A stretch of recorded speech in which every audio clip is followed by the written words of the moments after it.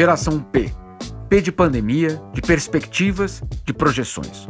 O podcast do UOL sobre a sociedade, a economia e a cultura que se formam a partir das mudanças impostas pelo coronavírus. Olá, eu sou Juliana Bergamo e este episódio é parte de uma série produzida por Universa, a plataforma feminina do UOL. Nesse projeto, a gente conta histórias de mulheres que estão na linha de frente do combate ao coronavírus. Hoje você vai conhecer a secretária de Planejamento do Rio Grande do Sul, Leani Lemos. Nesse episódio, ela fala como funciona o distanciamento controlado, que é o plano dos gaúchos para garantir a segurança sem comprometer tanto a economia. Ela também conta como está encarando a pandemia na vida pessoal e diz que acredita que a gente vai sair dessa escolhendo melhor as companhias, onde colocar nossa energia e como ter prazer de jeitos diferentes. Eu conversei pela primeira vez com a Leani no início de maio, poucos dias depois da estreia do distanciamento controlado no Rio Grande do Sul. A Leani estava muito animada com o trabalho dela. É um desafio muito grande, Juliana, uma coisa que ninguém estava esperando. Assim, a gente vê o mundo perplexo, né? De certa forma, até os países mais preparados, os países que têm uma prontidão maior, que enfrenta terrorismo, que enfrenta outros desafios, mas que num momento como esse todo mundo foi meio pego de surpresa, né? Eu digo, se até os alemães foram pegos de surpresa, imagina a gente, né? Ela foi pega de surpresa, mas logo viu que o problema ia durar muito tempo e que alguma coisa precisava ser feita. A gente sabe que a gente vai ter que conviver com a pandemia, ela não vai durar um mês, né? A gente não sabe quanto vai durar até a gente voltar a uma vida 100% normal, serão alguns meses, com certeza. Então, o que a gente faz para poder... Então, a gente começou a olhar para a economia e a pandemia. A Leani lidera hoje mais de 120 especialistas em várias áreas. São pesquisadores de universidades, gente da saúde, da indústria, do comércio, que fazem parte de um comitê de dados criado pelo governo gaúcho. Esse trabalho começou em março, como a própria Leani explica para a gente. Eu me lembro que eu estava em Brasília, dia 12 de março. Eu estava em Brasília quando fecharam as escolas lá. Uma nota importante aqui, a Leani não é gaúcha, ela nasceu em Brasília e estava lá para visitar a família. E eu liguei para a minha equipe aqui e falei, gente, bora fazer aí uma projeção para o Rio Grande do Sul. A gente não tinha uma projeção para o Rio Grande do Sul, uma projeção matemática, né? Peguei meus estatísticos, eu tenho um departamento de economia e estatística que a gente olha PIB, a gente olha cálculos sociais, a gente não olhava saúde. A gente olhava alguma coisa de indicadores normais, né? De monitoramento, mortalidade materna, mortalidade infantil, indicadores de educação, mas olhar para o que estava acontecendo e dizer, olha, qual o impacto que isso vai dar no Rio Grande, a gente não tinha. E eu liguei e falei assim, gente, vamos precisar fazer um modelo. Aí todo mundo, qual que é o desafio do estatístico, do matemático, do epidemiologista? Eu não tenho casos. Como é que eu vou fazer um modelo se eu não tenho modelo teórico? Vamos pegar o que está acontecendo nos outros países e vamos fazer a seguinte pergunta. E se o Rio Grande do Sul fosse a Itália? A Itália estava foi quando começou o crescimento exponencial e teve lockdown. Vamos ver, façam os seguintes cenários. Rio Grande do Sul é Itália, Rio Grande do Sul é Alemanha, Rio Grande do Sul é a China, Rio Grande do Sul é Singapura. Como é que vai ser aqui? Como é que vai se comportar? Em quantos dias a gente tem esgotamento dos nossos leitos? Em quantos dias a gente tem um pico? Se a gente se comportar como esses países. Essa equipe passou a reunir e combinar dados de saúde com dados econômicos. O número de pessoas infectadas, a velocidade com que o vírus contamina mais e mais gente, o risco de contaminação em cada atividade econômica e também o impacto dessas atividades no PIB local. Esses dados alimentam o que os estatísticos chamam de modelo matemático, que nada mais é do que uma fórmula.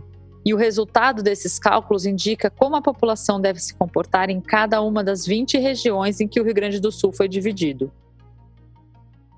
Teve uma boa mídia nacional. A gente regionalizou, criou uma regionalização um pouco diferente do que a da saúde. A saúde eram 30, a gente criou 20, porque, na verdade, a gente agregou aquelas que não tinham um hospital com leito. Então, toda região tem que ter um hospital com leito de UTI. Criamos indicadores de medição, 11 indicadores que medem propagação da pandemia, a capacidade do Estado, aí leito clínico, leito de UTI, óbitos, casos novos, né?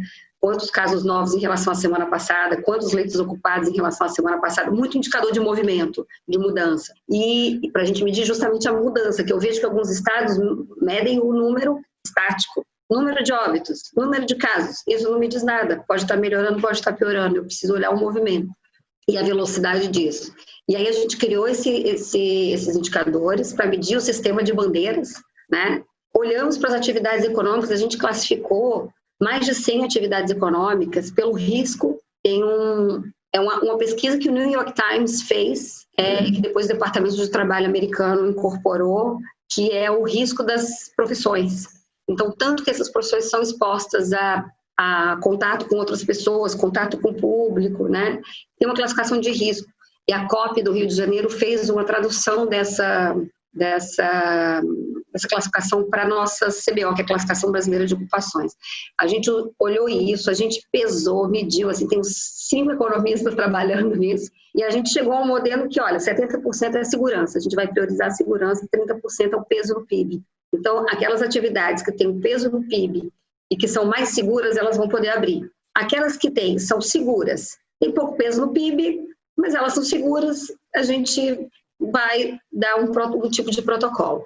E aquelas que são pouco seguras e pouco importantes, a gente, né, pode colocar protocolos mais rígidos, porque ela não vai impactar tanto a economia. E aquelas que são mais importantes e mais inseguras, é o grande drama. É um grande drama, porque é onde realmente a gente vai impactar. E dentre elas, a gente tem, por exemplo, a administração pública. A administração pública tem um peso grande no PIB. A gente tem mais de 200 municípios no Rio Grande do Sul, que a principal atividade econômica é o setor público. Cidadezinha pequenininha, de 5, 10 mil habitantes, ela vive do salário do professor, do salário do policial, o salário é a massa salarial do setor público, e o comércio que vive disso. Ela não tem uma atividade, mais de 200 municípios dos 497. Né? Quando a gente vai cruzando as informações, a gente vai percebendo que a administração pública é relevante, tem educação, né? Educação é um peso grande dentro da educação e saúde. Saúde e segurança, não pode parar. É super arriscado, mas não pode parar, é serviço essencial. Então, o serviço essencial tem um protocolo mais aberto, né, com mais proteção, mas ele não pode parar. Água, energia, telecomunicações, transporte de carga. Então, a gente foi olhando, são 12 setores econômicos, mais de 100 atividades econômicas, e a gente classificou e criou essas bandeiras e protocolos para cada bandeira. Por enquanto, são 4 bandeiras. A amarela, que é a mais branda, laranja, vermelha e preta, onde a situação é mais grave. A gente não começou com verde. A nossa bandeira mais branda é amarela, porque a gente não está na normalidade. Isso foi uma discussão nossa, assim, se a gente começaria com a gente começou com a verde internamente, depois a gente mudou. Era de verde a vermelha. E a gente acabou mudando de amarela para preta, que é para dizer, olha, realmente não estamos na normalidade. O mais brando é nível de atenção. Usar máscara, então no mais brando é máscara na rua, o comércio abre, mas abre reduzido, com menos pessoas nas lojas, igreja funciona com menos público, é uma vida mais ou menos normal, onde a coisa está bem controlada, é uma vida mais ou menos normal, porque esse é o novo normal, né? O novo normal. A Lene contou que no começo ela teve alguma resistência, mas que aos poucos as pessoas estão entendendo e se mobilizando para melhorar a situação. Então as pessoas começaram a compreender um pouco isso, então foi muito interessante. O prefeito já falou assim, eu quero abrir 10 leitos, porque ele entendeu o modelo e ele entendeu que se ele tivesse 10 leitos a mais, que é 50% do peso da bandeira é capacidade, a nota dele melhora, a bandeira dele fica mais branda, atividade econômica, comércio, um pouco de comércio. A classificação de bandeiras não é fixa. Os dados são atualizados toda semana e aos sábados sai uma classificação nova. Tudo é publicado no site distanciamentocontrolado.rs.gov.br. Lá também são publicados todos os dias boletins sobre a situação da pandemia não só no Rio Grande do Sul, mas em outras partes do Brasil e do mundo. Tem até outros estados usando essas informações. Mas alguns estados me pedem esse boletim diariamente. Então, Amazonas, por exemplo, o secretário de desenvolvimento lá, ele recebe diariamente. No Acre, eu sempre coloco no CONSAD, que é o nosso Conselho de Secretários de Administração, e às vezes eu esqueço de colocar, está na internet também, aí eu esqueço, né, um link. E outro dia, o secretário do Acre, Leni, cadê o mais atualizado desse boletim aqui? Então, você veja que também vira uma referência para as outras pessoas também entenderem como é que ele está acontecendo no Brasil. Porque a gente coloca, você vai ver aí as curvas de países, a gente compara Brasil, aí a gente coloca Brasil e alguns estados selecionados. A gente acompanha os 3 da região sul porque são mais semelhantes. Você vê que o ritmo e a tendência tem sido um pouco diferente. A gente está preocupado com o inverno, que acumula com outras doenças respiratórias, é mais frio. Mas epidemiologicamente é mais semelhante os 3 estados e a gente toma como referência, acompanha Rio, São Paulo pela importância, pelo volume e para antecipar um pouco também tendência, São Paulo, Rio, Minas Gerais e Distrito Federal. E a gente foi colocando alguns casos porque o Nordeste e o Norte explodiram, então a gente acabou colocando o Amazonas quando entrou, né, em colapso, Ceará, Pernambuco, agora o Pará, né, que parece que é o novo estado, assim, que está em maior dificuldade. E a gente tem uma tabela que a gente coloca de todos os estados. É o ranking, é uma tabela bem feia, eu não gosto de tabelas cinzentas, mas que tem todos, né? Então o pessoal me pede esse tipo de informação. Então também é legal porque a gente pode compartilhar. Geração P volta já.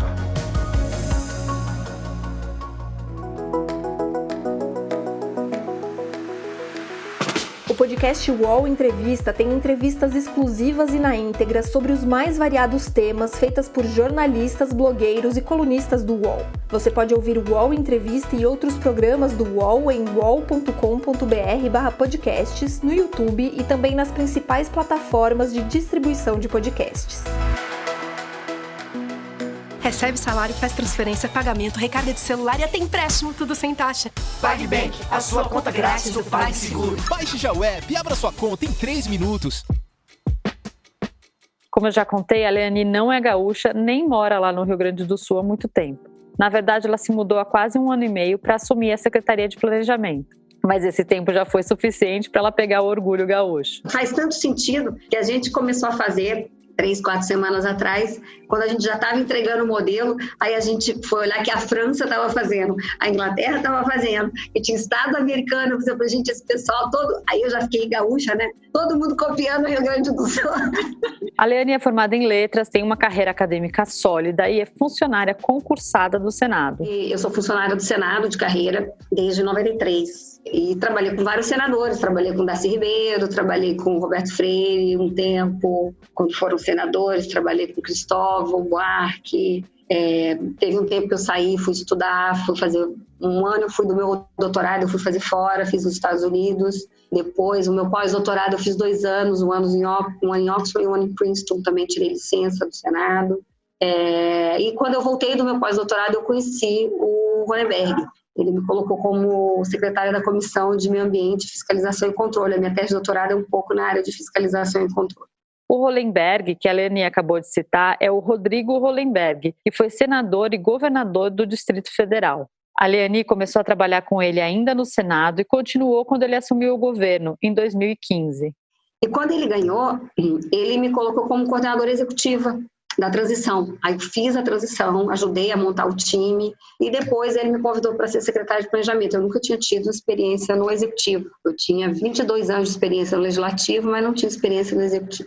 No fim do governo, o Hollenberg não foi reeleito e a Leani pensou em sair do Brasil para continuar estudando. Mas aí ela recebeu o convite para trabalhar com o governador Eduardo Leite, no Rio Grande do Sul. Foi um recrutamento, né? Um ex-secretário de Fazenda aqui, que é amigo do governador, estava ajudando a compor a equipe, entrou em contato com alguns economistas e meu nome chegou, conversei com ele, fez contato com o governador e o governador acabou me convidando para vir compor o time. Ele trouxe 2 pessoas de fora, eu para o planejamento e para a Fazenda ele trouxe o Marco Aurélio, que foi secretário do município de Rio de Janeiro. A estratégia dele era, eu preciso trazer gente de fora, porque para fazer uma reforma dura, como a gente fez, precisa ser gente de fora. As pessoas daqui, elas têm ligações, têm família, conhece o presidente da Federação do Comércio, o outro tem ligações. Então, 2 estrangeiros, né, chegam e até por ignorância, a gente vai fazendo sem saber que está pisando em algumas coisas sensíveis que depois que a gente vai descobrir que eram sensíveis e a gente passou assim. E deu muito certo, eu acho, essa estratégia, né? A gente no primeiro ano, então assim que eu vim parar aqui. Então foi um sucesso essa reforma. E aí esse ano A ideia era, bom, agora vamos tocar os 3 anos, fazer as privatizações, a gente está com privatização encaminhada.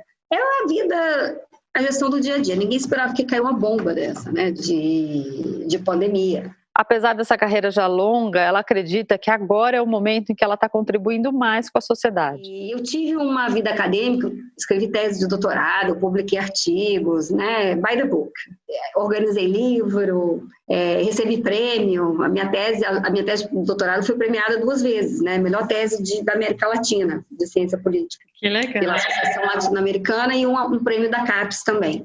Então, assim, tem prêmio, mas hoje eu olho e eu acho que é uma coisa que me ajudou a formar um tipo de raciocínio e um tipo de abordagem, mas as coisas que eu li, elas não são que eu escrevi não são importantes, né? Elas não mudaram a vida das pessoas, elas não impactam diretamente a vida das pessoas. Eu acho que trazer isso, os skills, as habilidades que eu aprendi como pesquisadora para o setor público, agora no Comitê de Dados, por exemplo, né? Eu acho legal quando eu sento numa reunião e os outros secretários falam assim, Eli, tu que é dos dados, eu me encho toda, sabe? Eu acho que eu estou assim, 100 metros de altura. Eu acho isso muito legal, ser a pessoa dos dados. Tu que é dos dados, como é que é? E se acontecer tal coisa? Eles já entenderam o que é o método científico, o que é projeção, o que é estimar. Então, ser essa referência, eu gosto, sabe? De ser a pessoa que traz a ciência debaixo do braço.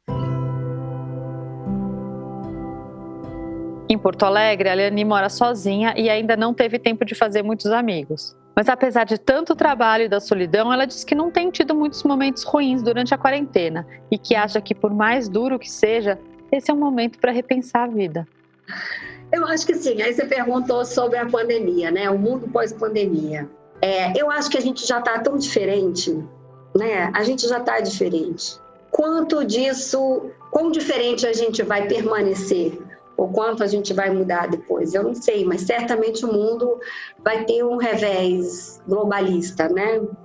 Vai voltar um pouco para a coisa da vila, né? A proteção da vila, a proteção porque essa abertura certamente vai ser interpretada politicamente por alguns como a causa, né, de uma grande desgraça. Então, isso vai ser realmente interpretado. Eu não sei te dizer muito, não penso muito sobre isso, não. Eu estou muito sentindo o momento, sabe? Eu, diferentemente de algumas pessoas, nesse momento, talvez porque eu estava trabalhando demais, 16 horas por dia. Não tinha sábado, não tinha domingo. 1º de maio, eu nem almocei. Meu filho que ia lá cozinhava e trazia para mim, assim, pô, você não... Ai, que bom, meu filho cozinhava. Mas, assim, eu não estou discutindo esse momento, eu não estou deprimida. Eu tenho amigas que trabalham e estão sentindo dificuldade da rotina, estão sentindo dificuldade de sair, estão sentindo saudade de viajar. Eu não estou, talvez o trabalho tenha preenchido isso, e talvez trabalhar com a pandemia tenha preenchido isso, porque te dá uma sensação assim de, olha, tem uma coisa importante hoje que é essa pandemia, e eu estou no centro. No olho do furacão, eu estou ali no centro, tomando decisão. Então, assim, você ir olhando os indicadores e construindo o modelo e como é que vai funcionar, dá uma sensação de que você está um pouco no controle, né? Talvez por isso eu não esteja sofrendo tanto. Mas certamente vai ser um mundo que eu acho que a gente vai dar mais valor a algumas coisas pequenas. Eu acho que a gente vai descobrir, talvez, alguns prazeres. Eu não sei se a gente... Isso eu não tenho certeza, porque eu acho que o ser humano bate muito a cabeça. Mas aprender o que realmente importa, né? Quem realmente importa, onde que você quer colocar a sua energia, onde que você quer colocar o seu tempo, onde que você quer colocar a sua alegria. A gente tem uma vida social muito intensa hoje, redes sociais, uma vida social intensa. E menos eu em Porto Alegre, tá? Mas a gente tem amigos, né? A gente tem e talvez isso não seja com as pessoas que a gente realmente quer ficar. Talvez essa seja uma oportunidade de ajustar isso, dizer, bom, eu quero, claro que não é todo mundo que pode fazer essa escolha, né, Juliana? Tem gente que nem pode escolher. infelizmente, mas eu quero trabalhar com isso, eu quero estar no meio dessas pessoas. Quem que eu quero encontrar todo dia? O que eu quero fazer? Né? Qual vai ser a minha contribuição para a vida, para o mundo? Né? Legado, eu gosto muito de pensar legado, né? Então, eu sou de planejamento. Então, planejamento eu faço planos para deixar legados. Então, eu acho que isso a gente vai acabar levando todo mundo um pouco, de uma forma ou de outra, para a vida pessoal, né? O que a gente está fazendo, como que a gente está fazendo.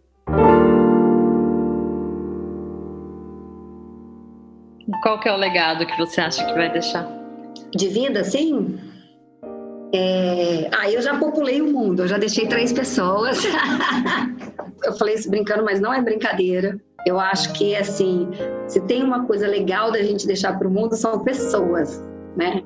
E eu tenho 3 pessoas, assim, fabulosas na minha vida.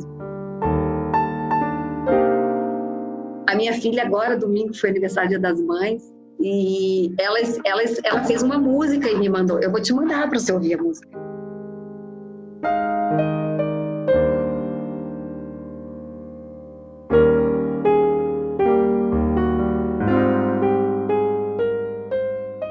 Essa música que você está ouvindo agora é o presente que a pianista Paola Lapsi, a filha da Leani, compôs para ela no Dia das Mães.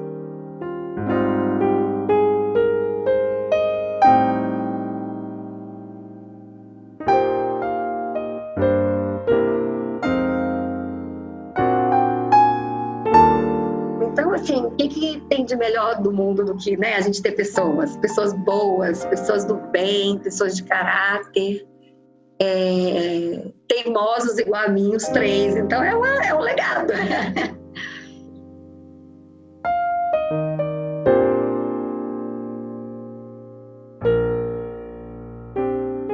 Geração P tem apresentação e reportagem de Ruth Manos, Jamil Chad e Juliana Bergamo. Edição de áudio de João Pedro Pinheiro e coordenação de Juliana Carpanês.